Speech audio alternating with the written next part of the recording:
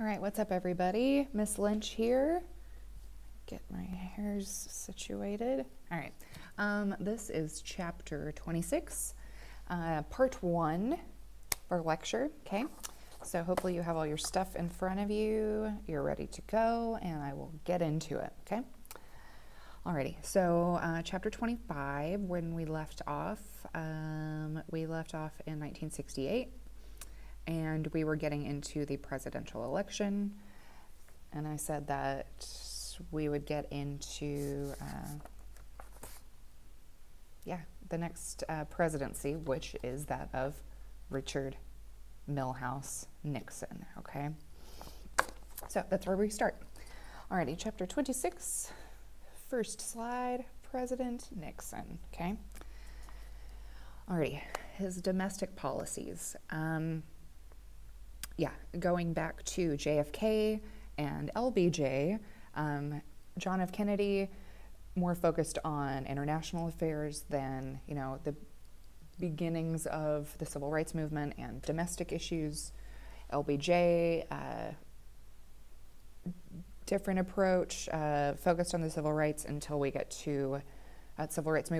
get to the Gulf of Tonkin, which we talked about. And so now we're getting very much into the Vietnam conflict. Okay, so Richard Nixon and his domestic policies. He won the election by a narrow margin. There we go, and he became pretty center on a lot of issues. Early on, he creates a series of different federal agencies. So we have the EPA, the Environmental Protection Agency, which last time we talked about the environmental movement kind of gaining ground during this time. So that's reflective of that, okay? So the EPA. The Occupational Safety and Health Administration, which again shows, the era of the time, focusing on civil issues, okay? All right, and then transportation, because transportation is building. The 50s, we have our interstate system, so that's only increasing over time, okay? He also signed measures to expand social services and, like I said, environmental initiatives. All right, so let's talk about welfare. Okay, so his most startling initiative was the Family Assistance Plan. It would have replaced the Aid to Families with Dependent Children plan with a guaranteed annual income. It failed Congress, however. All right, so Nixon and race. So to consolidate support in the Caucasian South, Nixon nominated to the Supreme Court conservative Southern jurists with records of support for segregation. Okay, both nominees were rejected by the Senate. All right, and the Nixon administration also pursued affirmative action programs to upgrade minority employment.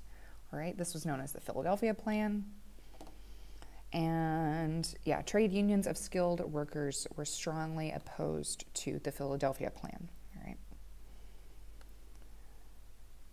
Okay.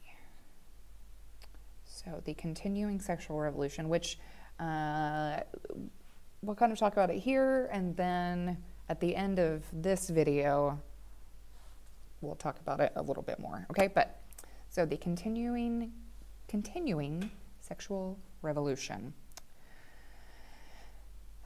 Okay, so to the alarm of conservatives, which is really the theme of this chapter, is the rise of the conservative movement from Nixon through Reagan, all right? But so, to the alarm of conservatives, during the 70s, the sexual revolution passed from counterculture into the social mainstream. This is reflected in the number of divorces that happened during the 70s, especially after 1975, when no-fault divorce becomes a thing, all right? Which I won't get into my divorce spiel, but so 1975 changes the divorce game quite a bit. Okay, So yeah, divorces in 75 exceeded the number of first-time marriages, and the birth rate in the United States began declining dramatically as a result of the pill, okay, birth control. Also, legal abortions, which, like I said, we will talk about this more here in a few slides. But anyway, reproductive rights becomes a larger scale conversation, and birth control in addition to that. So birth rate starts to decline a bit in the 70s, okay? All right, so women made inroads into areas from which they had long been excluded. So as part of Title IX, and this creates a shift in women's employment overall. So lots of different positions in lots of different industries. So women's employment across the board changes during mid-70s through the 90s, really, okay? Okay, and then in regards to the LGBTQIA community, the gay and lesbian movement of the 70s expanded greatly during this time. We talked about Stonewall last time, that's 1969. Increasing dialogue throughout the 70s, the rise of the Pride movement. Okay, so this is all in conjunction with that, all right? So yeah, it becomes, it enters the social mainstream as far as dialogues about what is going on in society, okay? And all of these things will become major concerns, well, for everybody. So left, right, middle, everyone, okay?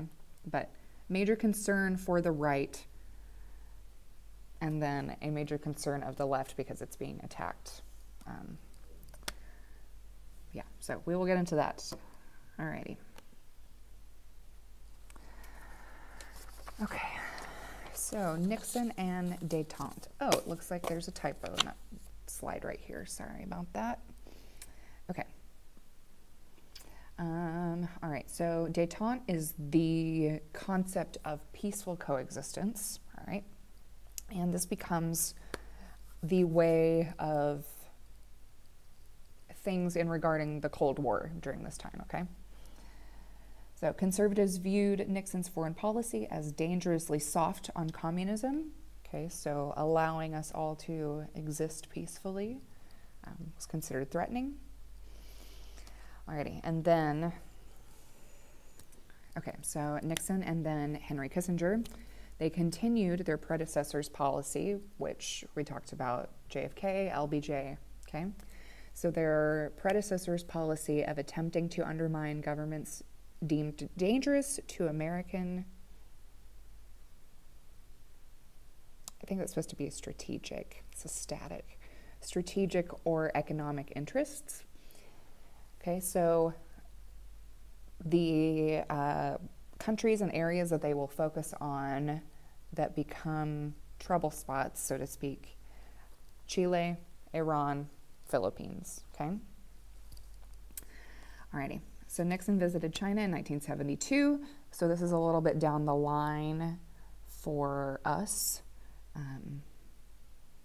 Yeah, so this is a couple years down the road. But so he will go to China in 1972, then to Soviet Union, to Moscow, where they signed SALT, the Strategic Arms Limitation Talks. Okay, and this is our détente, peaceful coexistence policy, okay? All right, Vietnam and Watergate. All righty. So despite Nixon's foreign policy triumphs, one issue was ongoing. That was Vietnam. Remember, this has been escalating since the end of World War II, the Korean War, and we are pretty well in it at this point, okay? So, yeah, it is an ongoing issue. And the way Nixon, his approach is what is known as the Vietnamization of the war, okay?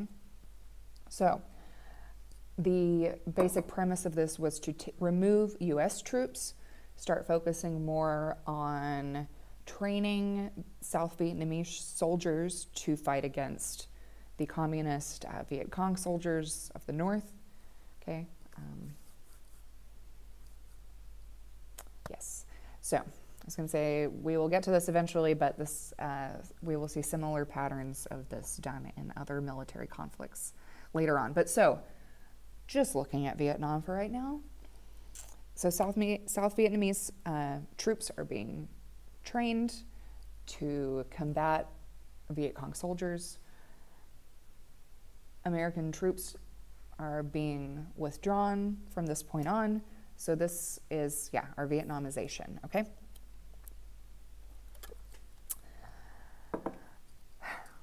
So similar to more current affairs, particularly in the Middle East, the same thing happens whenever troops are being removed. There's then a greater,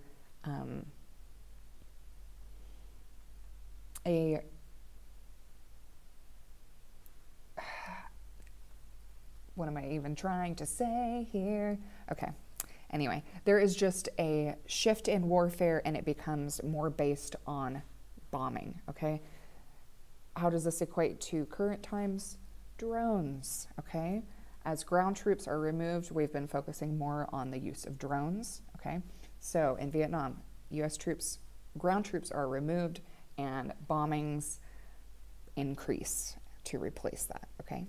So this is the shift. Yeah, 1972, 1973 is where we're at in the war, okay? Okay, in addition to that,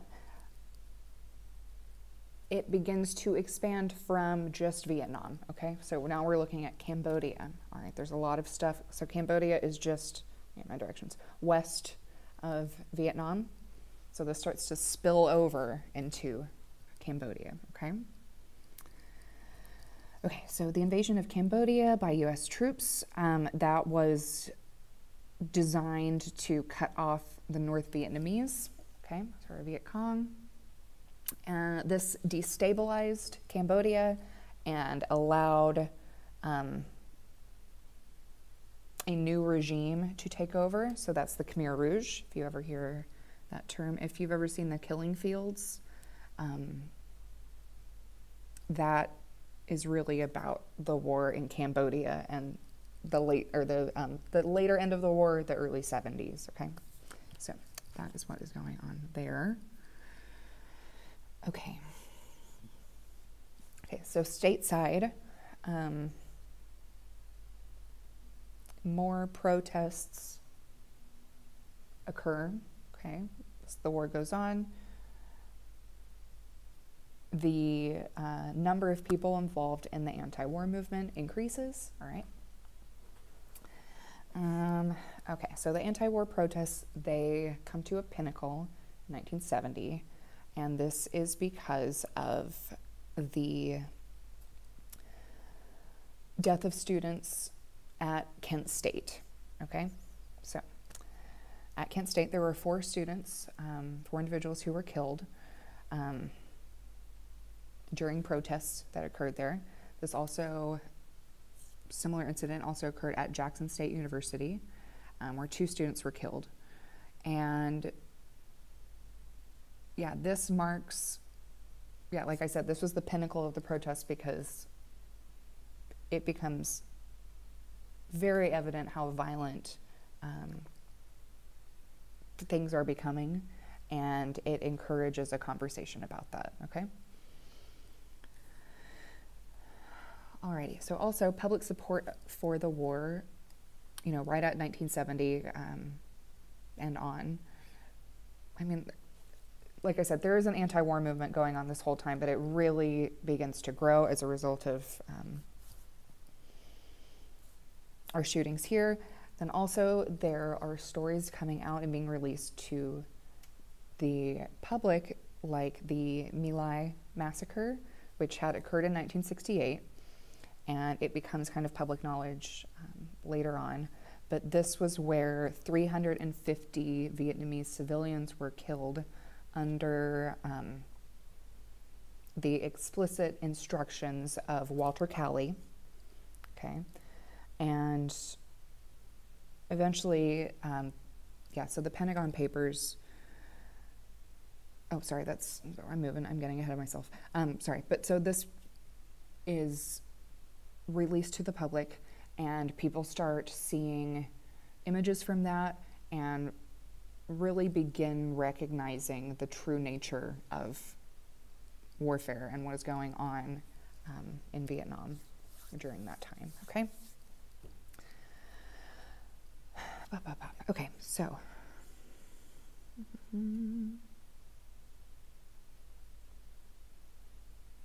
Okay, so yeah, we have our Pentagon Papers, which traced U.S. involvement in Vietnam back to World War II.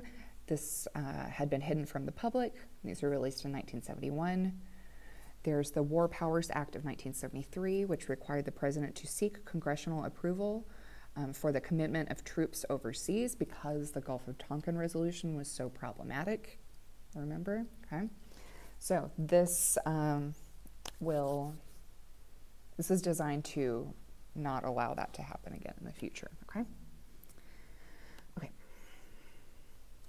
So the end of the Vietnam War. Okay, so the Paris Peace Agreement made possible the final withdrawal of American troops. This is 1973. Left in place, like I said, our South Vietnamese, well, not just troops, but government, but there's the shift of taking American power out, leaving the South Vietnamese in place. Okay, so left in place South Vietnamese government with the Viet Cong still in control in parts of the South. Basically, this war could not be won definitively, so U.S. starts removing itself, okay? All right, so 73, the draft ended. There is then the use of volunteers from that point on, which that will go on until 1975, okay? Which in 1975, there's the final attack by the Viet Cong, in which the South Vietnamese government completely collapsed. The U.S. military did not intervene except to evacuate the embassy in Saigon, so everyone was evacuated. And then I have a link here, not a hyperlink per se, but you can use it. And this is the last helicopter out of Saigon. And you've probably seen this footage before. But this is people being evacuated from the embassy's rooftop, okay? But yeah, like I said, the war, it could not be won. So the U.S. just began to remove itself, keep what dignity we had. And basically Vietnam is remembered as a military, political, and social disaster. All right, so there's Vietnam.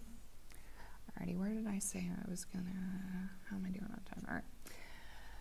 Okay, so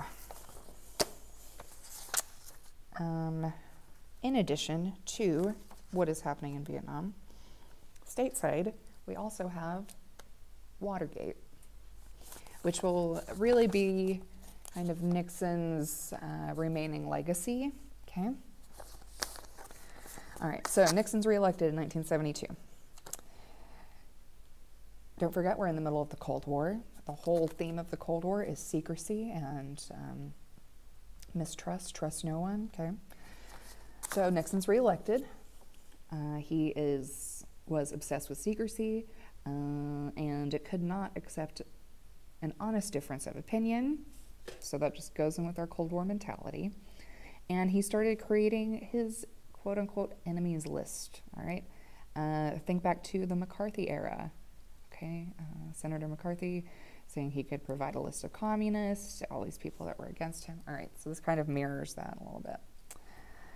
Anyway, okay, so the Watergate break-in, this is covered up by the White House.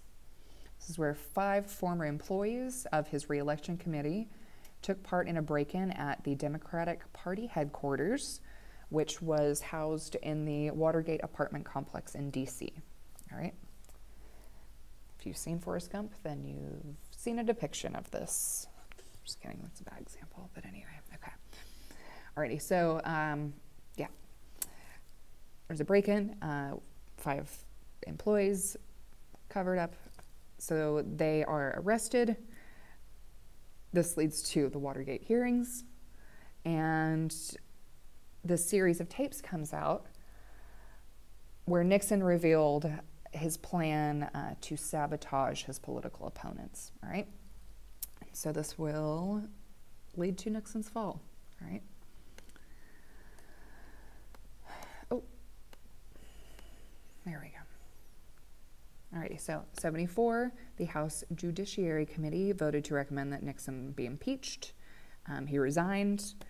If you ever see, I'm not a crook, you see Nixon giving the peace sign, that's what this is all about, all right?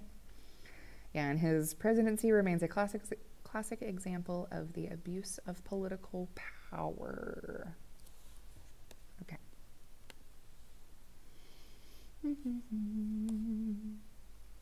Alrighty, so the 70s, they are referred to,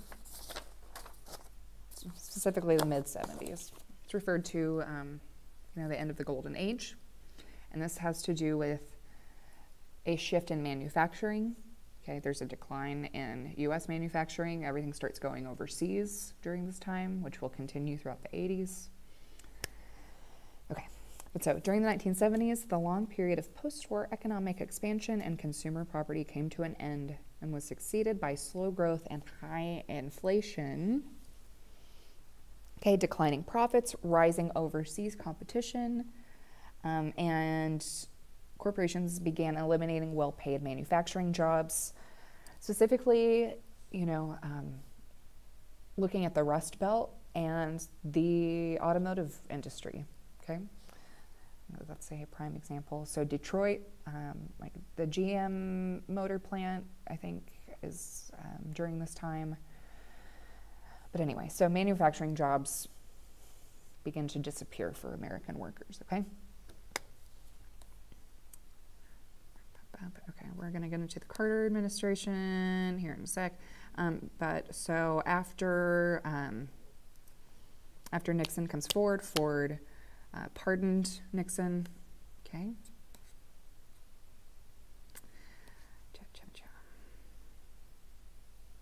Okay, so Carter administration. Jimmy Carter, who's from Florida, defeated Gerald Ford, 1976. Carter ran for president as an outsider, mostly referred to as a peanut farmer. So that was, you can take that as however you will, positive or negative, but anyway. Yeah, he had more in common with progressives. Okay. Okay. Carter and the economic crisis.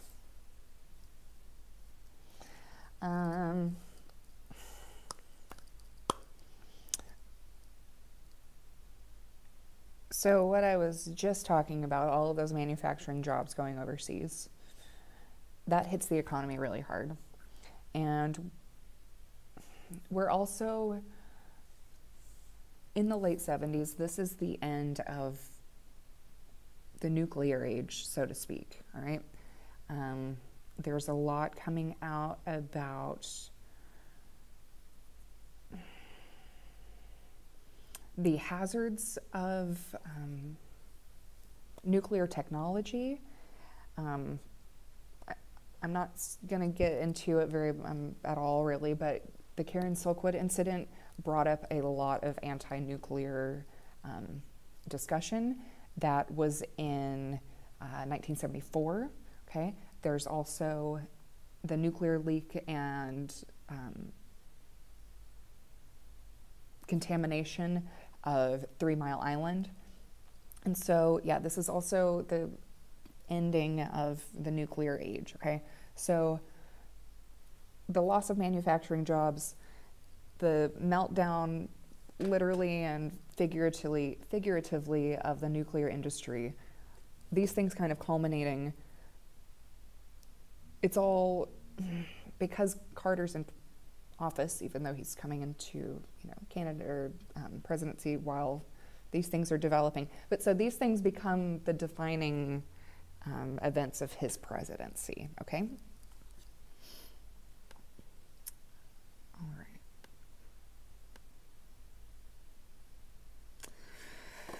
Okay, I feel like this jumps a little bit, but that's okay. So the emergence of human rights politics, which is something that we will get into more in the 80s as we go, but the beginning of,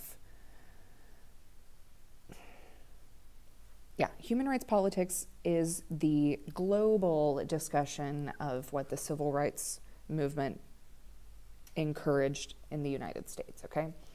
So that is 60s, 70s, and then as we get 70s, 80s, it becomes like I said, a global picture, okay? So this is kind of the beginning of that, all right? Okay, under Carter, promoting human rights became a centerpiece of American foreign policy. There were groups like Amnesty International and the International League of Human Rights that come about during this time. So Carter cut off aid to the dictatorship in Argentina, and so that will kind of become a model of U.S. international relations, okay?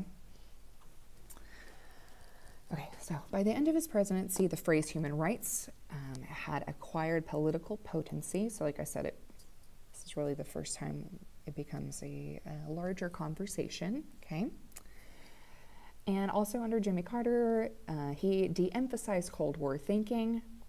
All right, so late 70s. The 80s will start to, well, I take that back. There will be a resurgence in anti-Soviet mentality in the 80s, and then it will collapse. But anyway, so there's a little bit of a thaw happening again under Carter. Okay, so de-emphasized Cold War thinking. He pardoned Vietnam-era draft resistors. All right, so yeah, considered a pretty progressive president. Okay, and then I'm going to leave off today with the Iran crisis and Afghanistan, which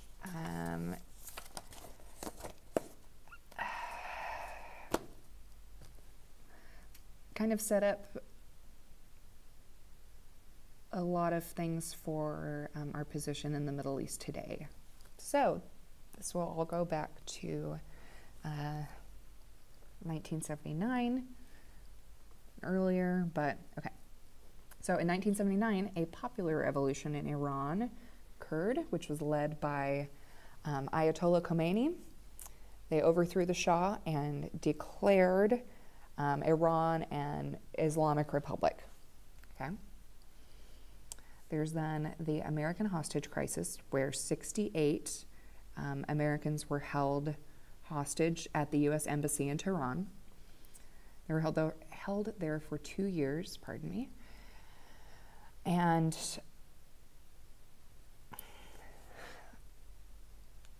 so the economic crisis and then the Iran crisis, again, the way Jimmy Carter will be remembered, all right? The fact that those people were held hostage for so long, for 2 years, showed, it made Jimmy Carter look inept, okay?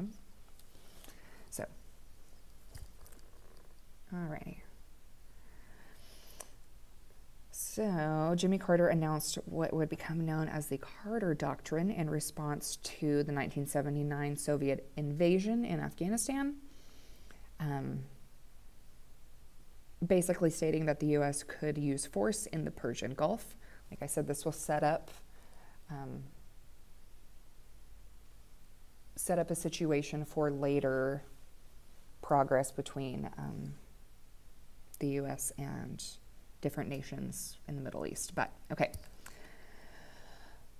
Alrighty. So yes, Persian Gulf. We will especially talk about that whenever we get into the late 80s, early 90s. All right.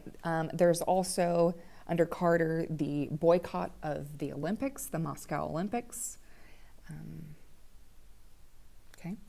And the U.S. aid to fundamentalist Muslim fighters in Afghanistan had long-term consequences. Like I said, this will set up a state of affairs that will influence the future of relations, okay? So this will eventually morph and create room for, we will know them as the Taliban, but anyway. So, cool, I guess that's a great place to leave off. So yeah, this marks the halfway point for chapter 26. So I will get this uploaded and I will see you all back for the second half of this. I will pick up with the Equal Rights Amendment, okay? If you have any questions, please email me, and otherwise I will see you later. Okay, bye.